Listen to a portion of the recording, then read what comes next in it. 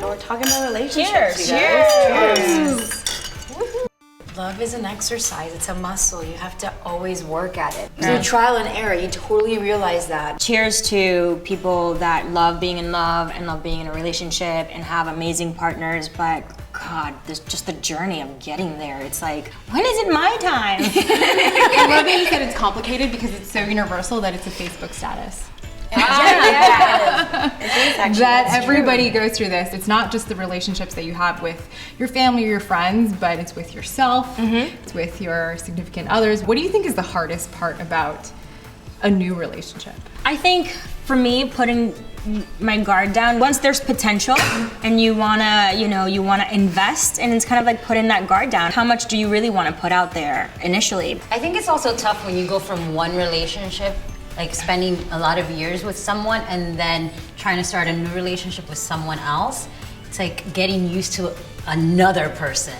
Another scent, another habits. And that's not easy because humans, as human beings, we tend to get a little apprehensive about change. It's just going out of your way to make a conscious decision to be like, okay, I'm gonna try it and observe and try and adapt to this new situation I'm in. Yeah. It's consistency. There's an entitlement when you're young because you don't realize that things take work.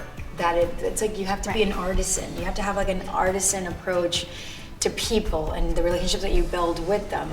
So a relationship, like an intimate relationship, is in that regard, like at the highest regard of that. I honestly feel I can say this, like I'm with a person that I feel is better than me half of the time, and that's okay. It's beautiful, like the thought process of like being with somebody that is so not afraid to be open to other people, not just me, but like to family, to friends. You have to acknowledge when you don't know where you're going, and allow yourself to be led someplace good. And that takes a lot of trust. I met John when I was 15 years old. And I'm 28 now. We have a daughter together. And I would say he was my only boyfriend ever, like official. After high school, I moved to Los Angeles and he was living in Colorado. And I dated a little bit, but it never got to that point where I was in a relationship with somebody. I always felt like I wasn't myself when I would go on dates and that sort of thing. I really appreciate John because we were friends before we started dating. We were best friends in high school. And then eventually when we realized we were in love with each other, we moved in with each other and it ended up working out. I was 20 and he was, I think probably 23. And technically we moved in with each other the day we started officially dating. We were already friends, but I think like most people would like, we didn't go on like dates and that sort of thing. But I think it's kind of nice that you guys started off as friends, so you already somewhat knew each other, you were acquainted with each other, you were familiar with each other, so it was an easier transition than sometimes like going on a date and you don't know anything about the person. Sometimes it's a blind date. Dating in the modern world, that's one thing that we always talk about. Dating in a modern world. I mean, I think it's tough because I think the gender roles have changed so much. Recently, it was a party and this guy, he could have asked for my phone number at the party before he left, but he didn't do that. He waited until the next morning and sent me a direct message over Instagram. Sorry. I don't think he is. I actually think he took the initiative to reach out. Was he just shy? I don't think he was really shy, but that's the whole thing. I think this is like how younger guys are now. It's like, oh, I'm just gonna like hit her up, instead of showing everyone that like, let me pull her aside and like, let me talk to her like that. And sometimes maybe they're a little afraid that you might reject them in person. Digital space gives you that ability that if you're super shy, you're able to gather that strength and email somebody. And you're able to also say a lot of other things that you wouldn't normally say in person. Yes. But you need to be careful too. You have to be very careful. My mom is divorced and she went on an online dating site and she was in a relationship messaging this guy who would send her beautiful love letters 3 times a day. And he ended up being a scammer and asking her for $5,000. And she was just heartbroken. With the online thing, it actually makes, it takes away the fear in a way. So it makes, So you think that that's people a good thing? like more, ballsy, more like, okay, I'm fearless, I'm gonna do this, but then it also leaves room for the scammers.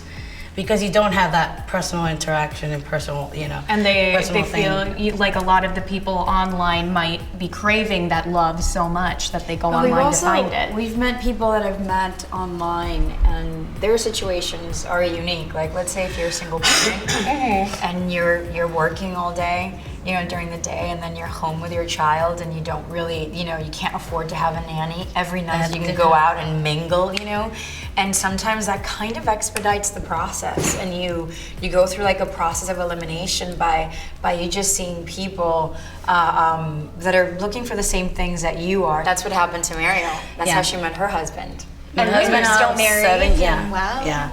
We met in eHarmony back in the day. It's kind of like just like any other way of meeting. But we were talking for a few months, I think. No, for a month. And then the girl said, okay, no, stop it already. He needs to meet us. So he went and met all of us for dinner. He was so nervous, and he did it, and it worked out. It was actually kind of beautiful. I've been with my guy for a long time. We've been together more than 6 years. Beautiful. And I didn't like him when I first met him.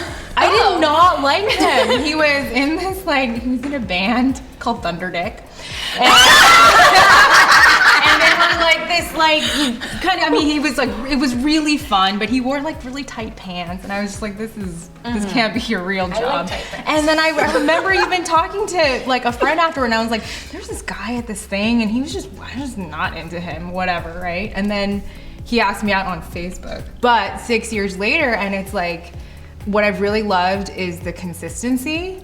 And that, Zoe, you said something about your partner, your guy makes you want to be a better person, right? And you think he's a better person than you, and he probably thinks the same way about you. Oh, he totally does. So, and the relationships I've seen last the longest, it's my parents, my friends, and my family, is when there's that mutual respect. I'm gonna stick to Natalie Merchant on this one.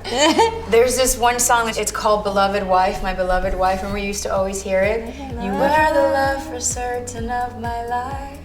It's such a beautiful song. I have a great shower. I have a great no, but if I can't in the shower, I'm like, my Both of my beloved wife. sisters could sing. Really But if it wasn't for love, it's where would Shakespeare be? Where would the most striking love love is the stories? most, amazing muse of all.